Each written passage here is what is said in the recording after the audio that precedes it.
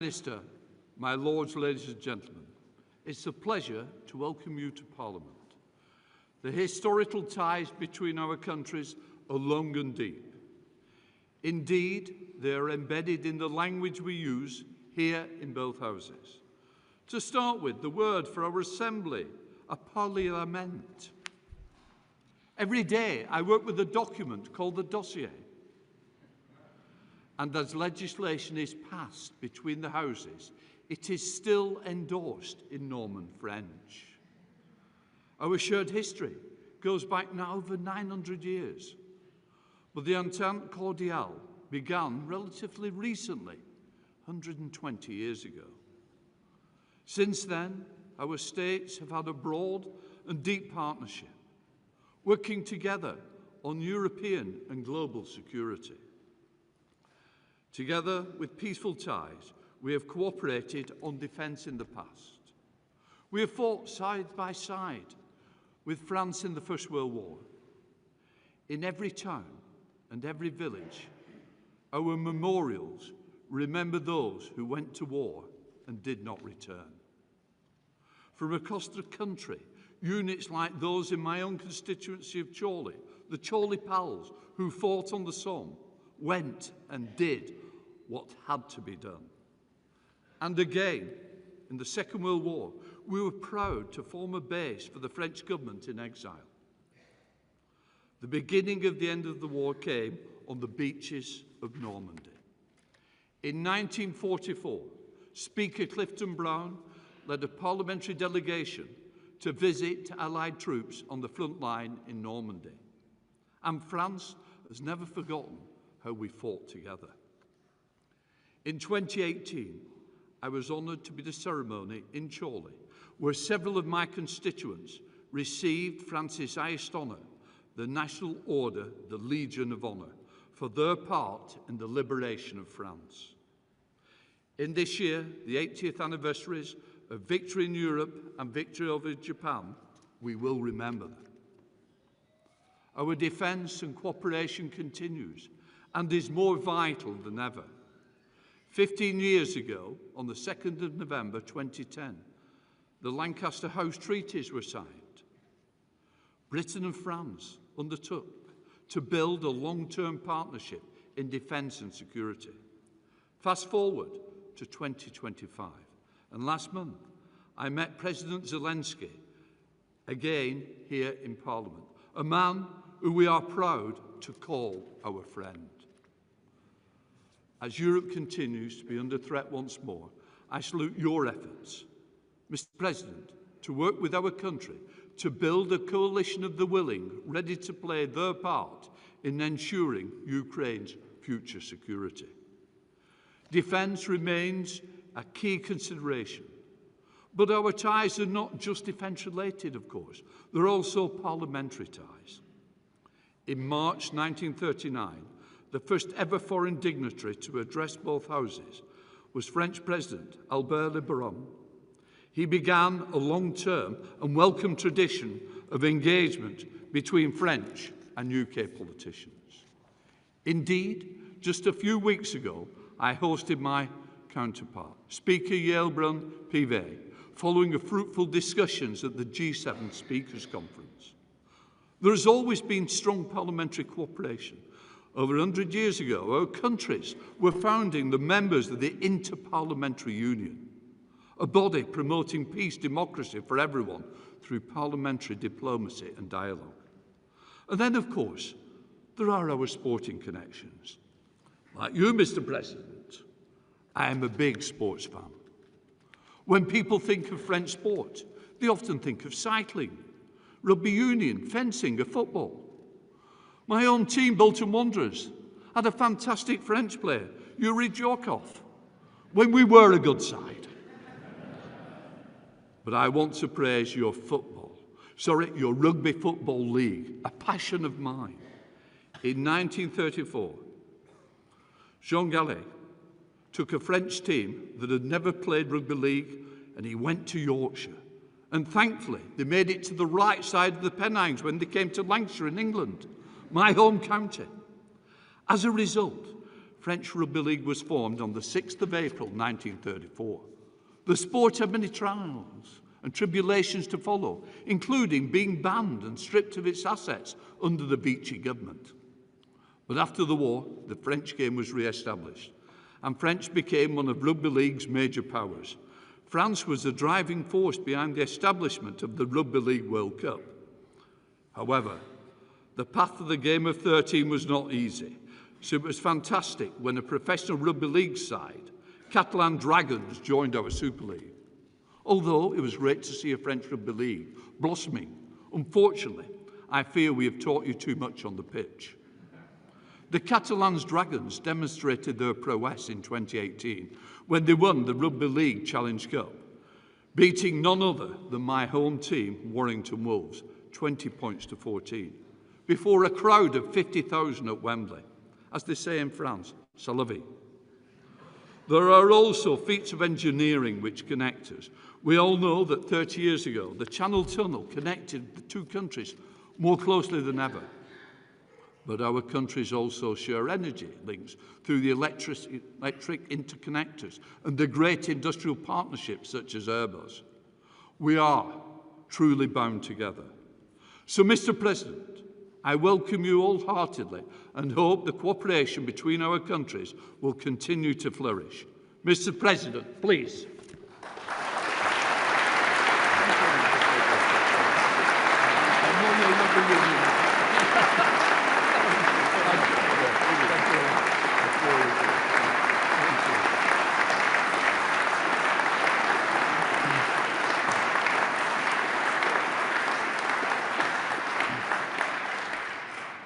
Mr. Prime Minister, Madam, Honourable Ministers, Mr. Speaker, Lord Speaker, Honourable Members of Parliament, Members of the House of Lords, ladies and gentlemen.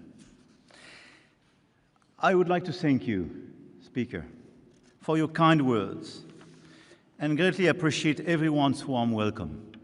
On behalf of my wife Bridget and myself and my whole delegation, thank you very much for that.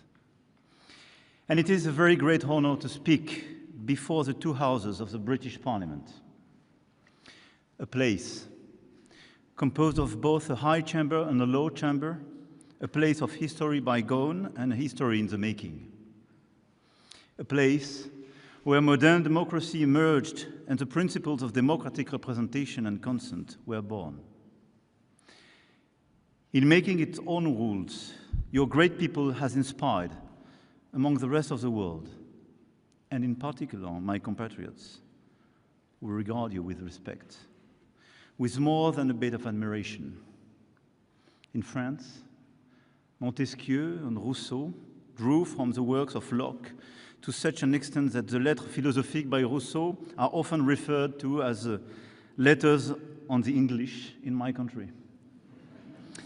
But please, do not misunderstand me. I'm not going so far as to say that England gave birth to the French Revolution. However, I have to confess that we love monarchy, but especially when it's not at home. But I really believe that from the Magna Carta to America's Declaration of Independence in 1776 and France's Declaration of the Rights of Man and Citizen in 1789, a same pathway emerged towards democratic order and the rule of law. And so many times, this shared path was forged in the brotherhood of arms. So many times it followed the small trails of the Ardennes and the Vosges mountains under the hail of German bullets from 1914 to 1918. So many times it almost veered off course, taken up by our common ancestors, reconquering the Normandy coast inch by inch under the glaring sun of June 1944.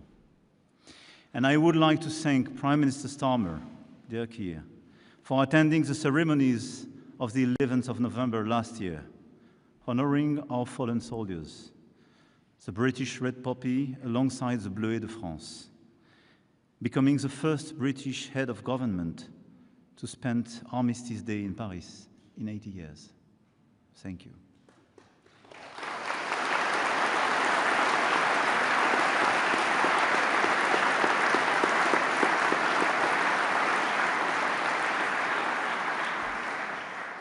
The French people shall never forget the sacrifices British people made to protect Europe and the world during the two world wars, and to uphold with fierce determination the promise of our Entente Cordiale. We shall never forget the support of the asylum your forefathers gave to the Free French forces in the fight against the barbarism of the Nazis. Sir Winston Churchill was one of the visionaries who had the foresight to help forge a strong transatlantic alliance and to come up with a peaceful European order in which he deeply believed.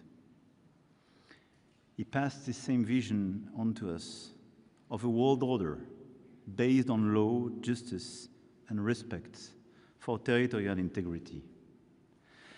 An order that is today being attacked on a daily basis as we witness direct attacks on our democracies, the return of war to our continent, the resurgence of imperial impulses, and the flouting of international rules by destabilizing powers who are attempting to divide up the world to their advantage. Speaker, you and your predecessors have become famous, I have to say, even in France, for your way of restoring order in the courts with your imperial and imperious exclamations, "Order, order." And today, we wish to join you in shooting out "Order, order" with you to calm the unrest in the world. As permanent members of the United Nations Security Council, deeply committed to multilateralism, the United Kingdom and France must once again show the world that our alliance can make all the difference. Clearly, we have to work together in order to defend an efficient multilateralism and to protect the international order as we forged it after the Second World War.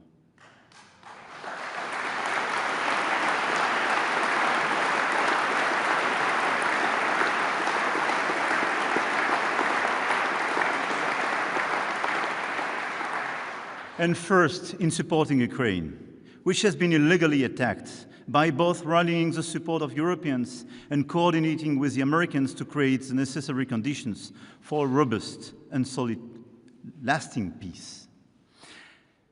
I want to commend your country. Since the first day, and even before the first day, you were part of the closest ally of Ukraine, training the army, being here the first day to protect President Zelensky, his government, and allowing their forces just to resist, as you did decades ago with my country. And together we worked very hard during the past few years in order to stand with the Ukrainian people, just helping them to resist. We were right and we are right. And because every time Vladimir Putin's Russia advances in Ukraine, the threat moves closer to us all. We will never accept the theory that might is right. And I want to be clear. This is why, together with you, Mr. Prime Minister, we decided to launch last February this coalition of the willing you mentioned.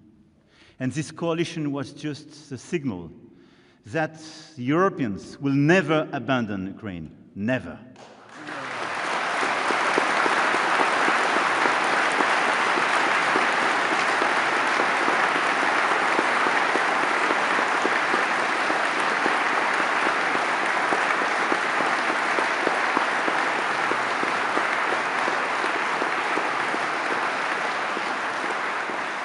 And whatever the decisions could be elsewhere, we will fight till the very last minute in order to get the ceasefire, in order to start the negotiations to build this robust and sustainable peace.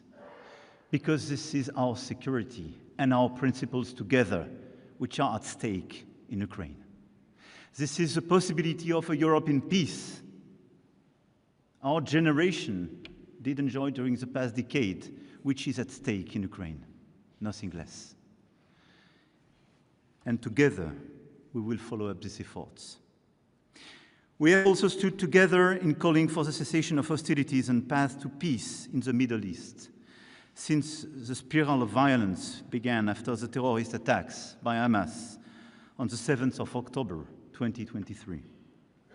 Together, we call for the release of all hostages. Together, we've called for a ceasefire in Gaza. It is a matter of absolute urgency to end the suffering of the hostages and of the Gazans. A war without end and without a strategic objective poses a huge threat to the region and our collective security.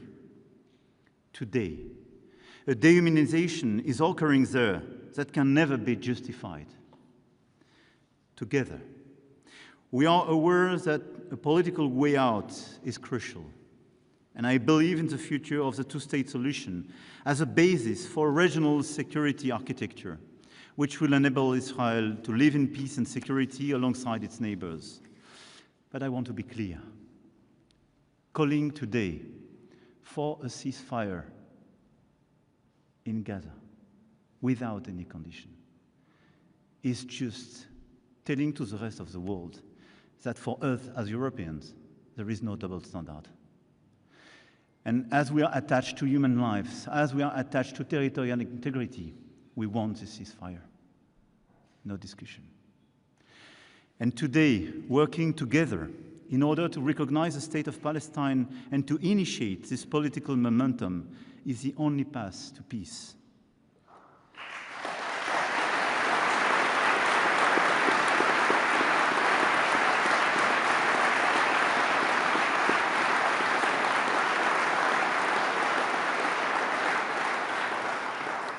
Because since Oslo in 1993, with Gaza in ruin and West Bank being on a daily basis attacked, the perspective of a Palestinian state has never been put at risk as it is.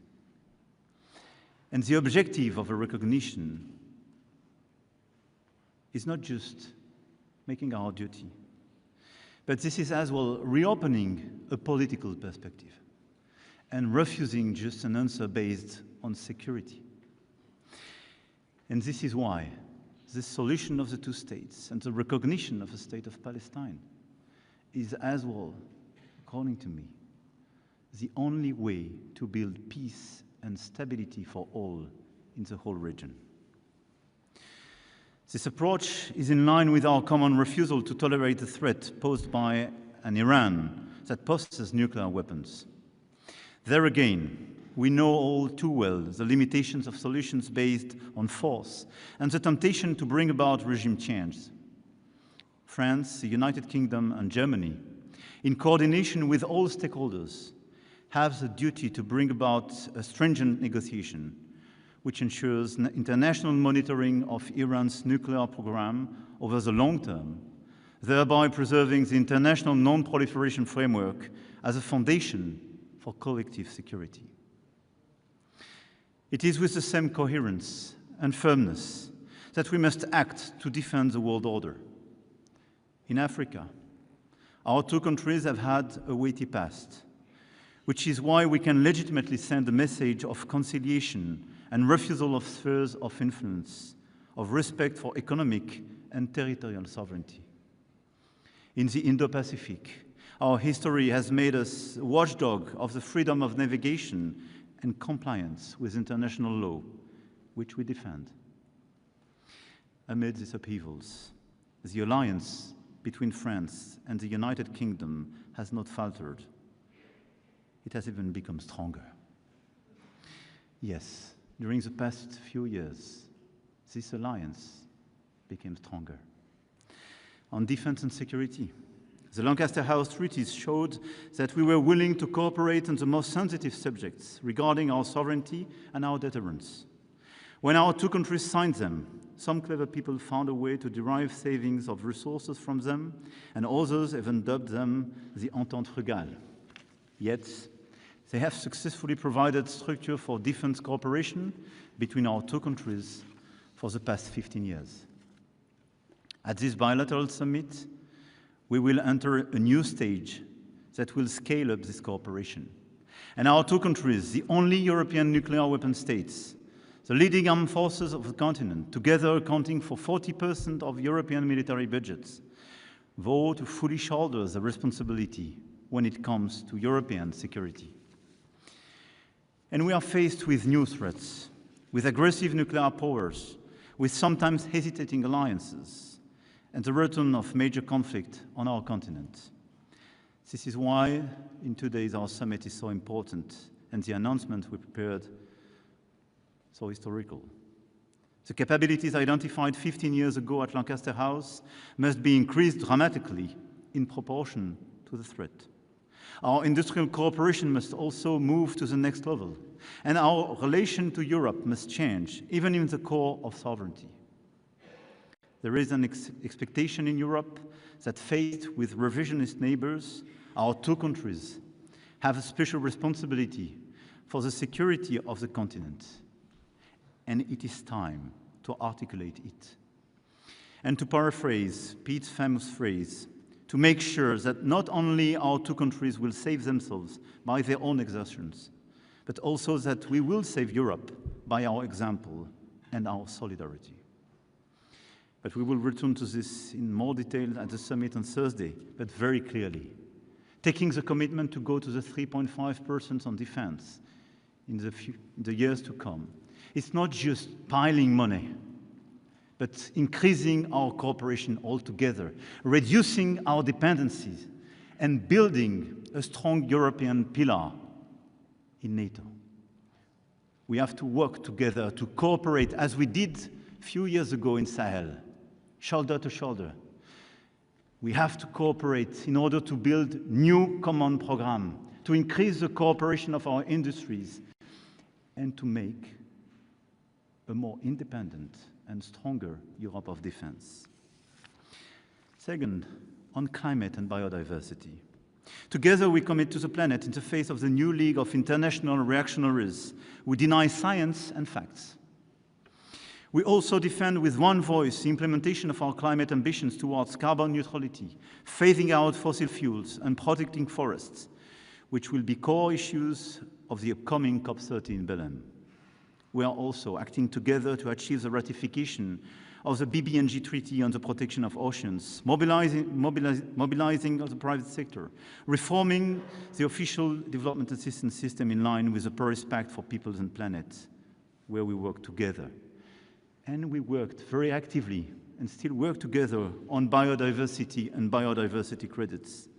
The report we commissioned together as Franco-British during King Charles' state visit to France is not just excellent, but we endorse it and we will implement it.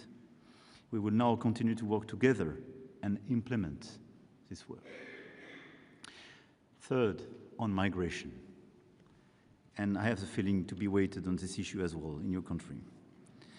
Indeed, in this unstable world, hope for a better life elsewhere is legitimate, but we cannot allow our country's rules for taking in people to be flouted and criminal networks to cynically exploit the hopes of so many individuals with so little respect for human life.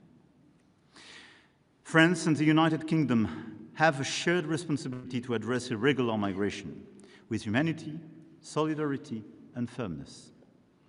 The decisions that we will take at our bilateral summit will respond to our aims for cooperation and tangible results on these major issues. Very clearly, we task our Minister of Domestic Affairs to work very closely together, and I want to salute the very close coordination and cooperation. But our objective, very clearly, is to have the best ever cooperation between our two countries in order to fix today what is a burden for our two countries. But let me remind as well, as we are making these bilateral efforts, as we are stepping up the level of our cooperation, a third of the people entering illegally into the Schengen area attempt to cross the channel. And we will only arrive at a lasting and effective solution with as well the action at the European level and the cooperation, especially of the countries of first entry on the European soil, by continuing to work with the countries of departure and transit of global migration routes, and as well by addressing pull factors. But let's be clear, we will deliver together, because this issue is a clear issue for our two countries. Fourth, on economy. Our trade has been revived and has even surpassed the pre-Brexit levels. The 3,500 French companies working in the UK remains the second leading foreign employers in your country, and vice versa. And we want to do more, and at the occasion of the summit as well. We will deliver additional results, additional investment, and very strategic investment in the energy and space fields where we have long-standing cooperation, but where we want to build a new step forward and open a new era. Since the last time a French president spoke before you in 2008, Europe has changed. First of all, of course, because the sovereign British people choose to leave the European Union in 2016, a decision that we respect, even if we found it deeply regrettable. I am aware that I am the first European head of state to make a state visit since the United Kingdom left the European Union, and I take full account of the importance of this moment. It took us a few years, but we have agreed on the foundations for our new relationship. After the withdrawal agreement and the trade and cooperation agreement, reinforced by the Windsor framework, and some of us worked very hard on all this text. I have great memories. I support Prime Minister Starmer's efforts as well to restore trust, ensure compliance with the agreements concluded, and strengthen this framework through targeted cooperation in our common interest. I welcome the fact that on the 19th of May, we were able to define a pragmatic roadmap between the European Union and the United Kingdom on defense, energy, climate, and other issues. But just as leaving the European Union did not mean the United Kingdom left Europe, efforts to address the challenges facing all of Europe cannot be limited to the European Union alone. What is at stake today in Europe is our ability to shoulder the responsibility to ensure our continent's security ourselves to a greater extent. What is at stake today in Europe is our ability to invest in key technologies of the future: AI, quantum technologies, space, biotech, decarbonized energy sources, and defense industry, as I mentioned, in order to avoid strategic dependencies and disengagement that would put us at risk, and especially the risk of a slow death, to mention Mario Draghi. Indeed, we have to de-risk our economies and our societies, first from the risk of the lack of innovation, and this is what we experienced during the past decade if we compare our countries with the United States. But we will have as well to de-risk our two countries for the excessive dependencies on both the US and China. I do not put a sign equal between China and the US. We have a strong ally on one side, and a challenger, sometimes a partner when we speak about climate change with China. But let's be realistic. If the Europeans, if the United Kingdom and France do not work together in order to build solid value chain, in order to reduce our dependencies on these critical areas I mentioned, if we still depend on both China and the US, I think we have a clear view of our future and the future of our children. On one side, overcapacities and over-subsidies are clear threats of a fair trade, and they are destabilizing a lot of value chain and creating new dependencies.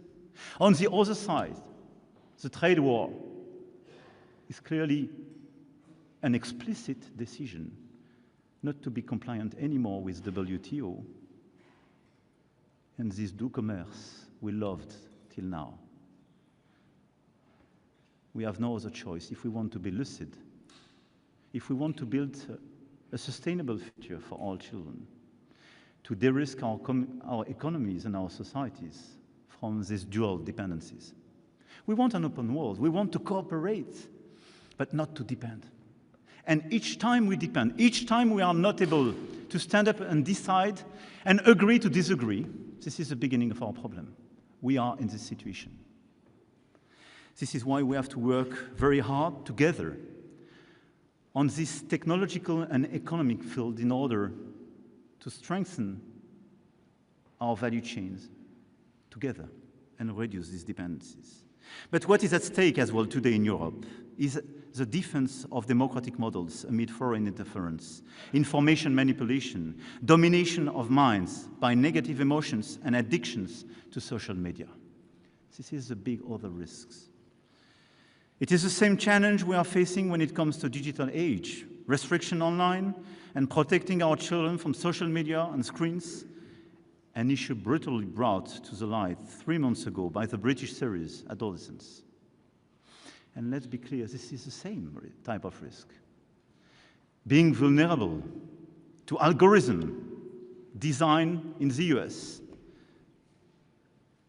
being vulnerable to algorithm designed in China, with social networks not even allowed to the Chinese teenagers. This is being vulnerable to the interferences and misinformation coming from Russia and other places. The strength of our democracies depend on our capacity to create new regulations in order to better protect our children and our democracies and our democratic debate, the relationship with science and truth. Otherwise, our future will be decided by those who will decide for this algorithm.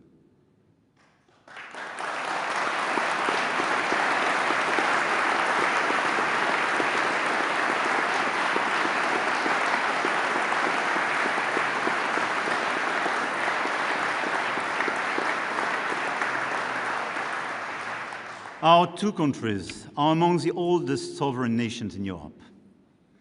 And sovereignty means a lot to both of us. And everything I referred to was about sovereignty. Deciding for ourselves, choosing our technologies, our economy, deciding our diplomacy, and deciding the content we want to share, and the ideas we want to share, and the controversies we want to share. Even though it is not part of the European Union, the United Kingdom cannot stay on the sidelines, because defense and security, competitiveness, democracy, the very core of our identity, are connected across Europe as a continent. And you understand me, the point is not to diverge, and to move forward side by side on these strategic choices we are facing to avert the risk of effacement, division, weakness. A certain idea of Europe, so dear to George Steiner, must continue to connect us today. And it is also the meaning behind the European political community, which has shown its ability to bring together the European family across the continent of Europe to address the issues of stability, security, and cooperation between states in concrete terms. And the United Kingdom is playing a full role, as it demonstrated a year ago at Blenheim Summit. I believe that our two countries will continue to be drivers of change, drivers of this wider Europe and this meaningful convergence. We must be able to count on our economic, academic, research, and cultural relations to together tackle these sovereign-related challenges. And I welcome the number of partnerships agreements that our universities, museums, research institutions will sign in the margins of this visit.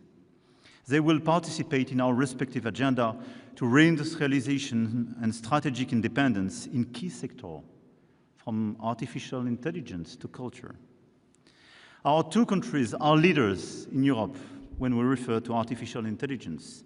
But the competition of the US and China is fierce, and Europe, on this point as well, needs to step up its investments. This is why we have to work as well together.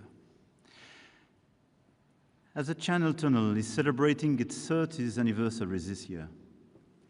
Let's make a wish here today. Let's not allow the channel to grow wider.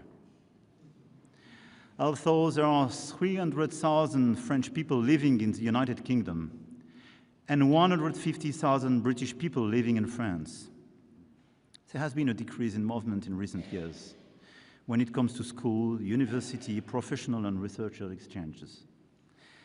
And today there is a risk that our societies are growing apart, that our young people do not know each other as well and may end up strangers, at a time when international current events remind us on a daily basis of our common future. Let's fix it. Let's work together in order to facilitate the exchange of students, researchers, intellectuals, artists. This is so important. Let's allow our children to have the same opportunities as the one we had.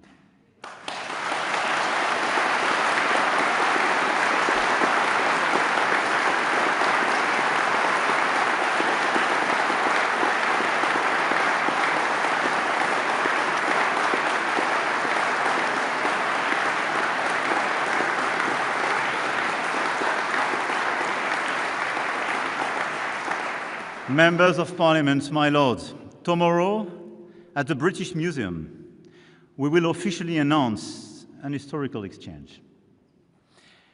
In the run-up to the 1000th anniversary of the birth of William the Conqueror, France will loan the United Kingdom the Bayeux Tapestry.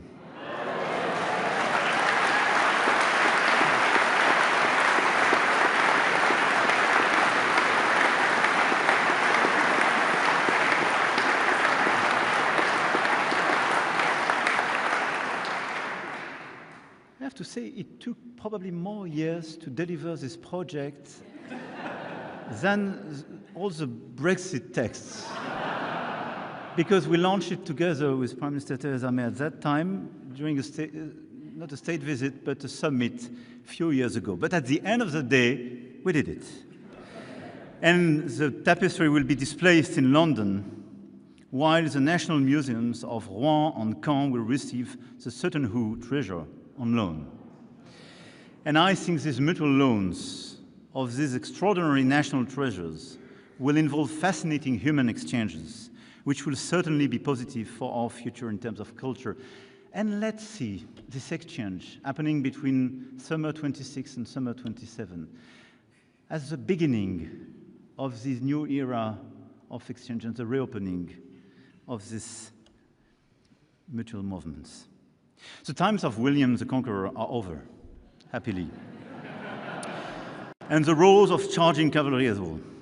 Our Entente Cordiale, sealed 126 years ago, has enabled our countries to bring their futures closer to protect Europe's strategic balances and to enter into an era of cooperation and competition, replacing our battlefields with football and rugby fields, as you mentioned. At the invitation of His Majesty, King Charles III, whom I should like to thank for his hospitality and his long-standing, very special relationship with my country. I came here today to renew the French people's message of friendship and fraternity. Yes, finally we meet again. And let's be sure that we will meet again for years and decades. Because we are linked by our geography, by our past, but we are linked by our common future. And the only way to overcome the challenges we have, the challenges of our times, will be to go together, hand in hand, shoulder to shoulder. This is our common destiny. Long live our France, United Kingdom friendship. Long live the United Kingdom. Long live France.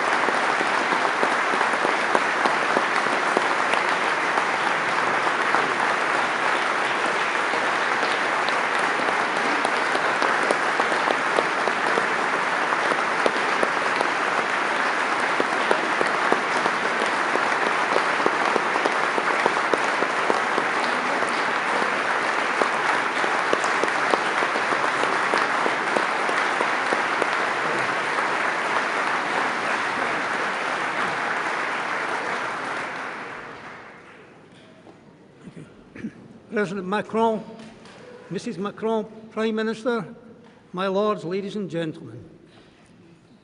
D'abord, Monsieur le Président, merci.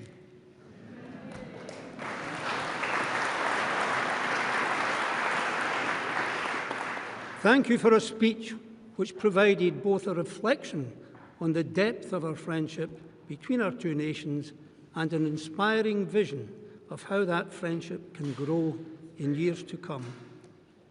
You are the 8th President of the French Republic to address both Houses of Parliament here in Westminster, a record which is matched by no other country, which stands as a testament to the strength, stability and closeness of the bonds which join us.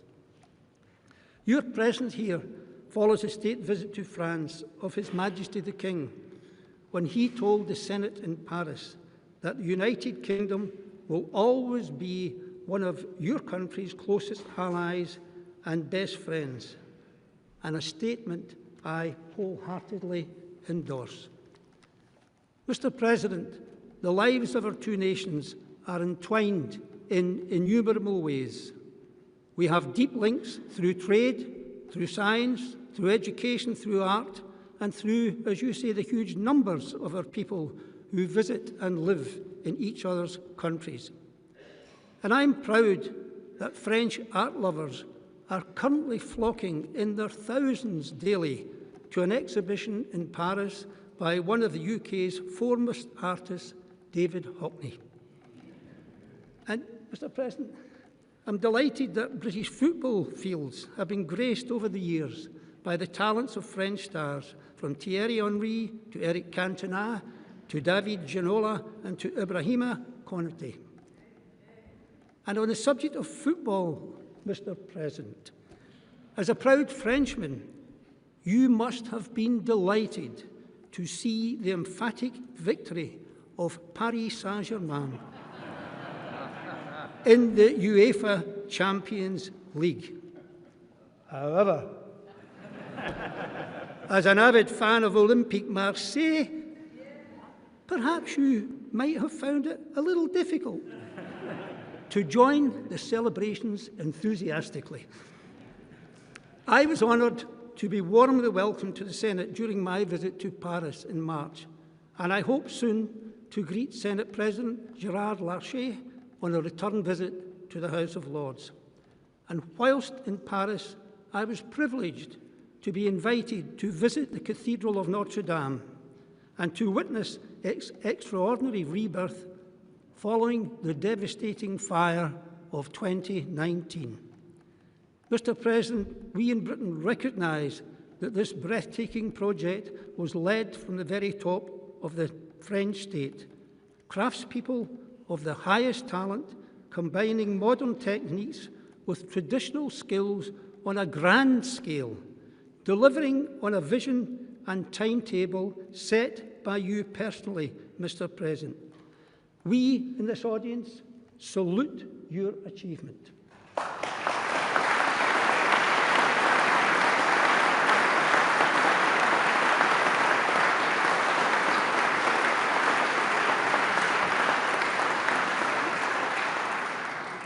Mr. President, I am sure you cannot avoid noticing that some of the paintings here in the Royal Gallery bear witness to a shared history which has not been without a certain number of what you might call contretemps. But the differences and divisions that these paintings record are a thing of the deep and distant past.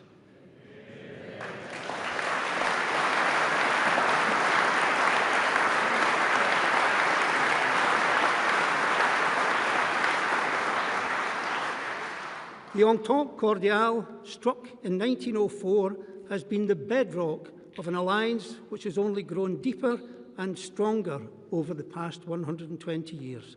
And today, the United Kingdom and France stand together in facing the challenges of our age, whether in our support for Ukraine, as you so eloquently stated, our defence of liberty and democracy, or our shared determination to tackle climate change. When President Charles de Gaulle addressed both Houses of Parliament in Westminster in 1960, he declared that France feels itself shoulder to shoulder with Britain. 65 years later, I will use de Gaulle's own words in the original French to assure you, Monsieur Président nos deux pays reste côte à côte. We are still shoulder to shoulder. And as a Scot, may I say that the friendship between France and my part of the United Kingdom dates back a little further. In fact, some 730 years. The old alliance forged between Scotland's King John Balliol and France's Philip IV in 1295 was hailed by de Gaulle as the longest lasting in history. In honour of that old alliance, I offer you some words of goodwill from Scotland's national poet, Robert Burns. They are known by every Scot, but I understand that they are also sung in France in this translation. Buvons ensemble à l'amitié et au jour du temps passé. We'll take a cup of kindness yet to auld lang syne. And Mr. President, in that spirit, who knows, perhaps we will be singing that together at the state banquet tonight.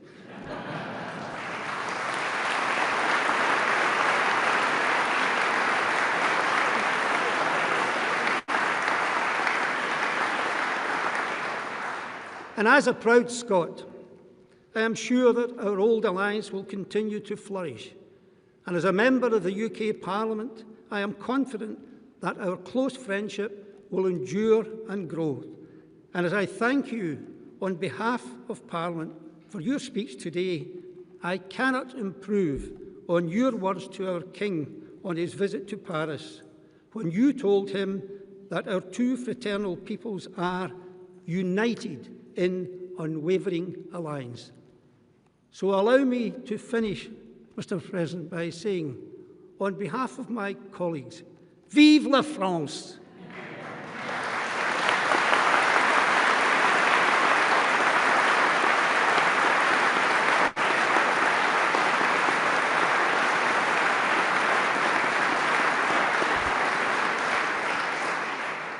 I ain't finished yet.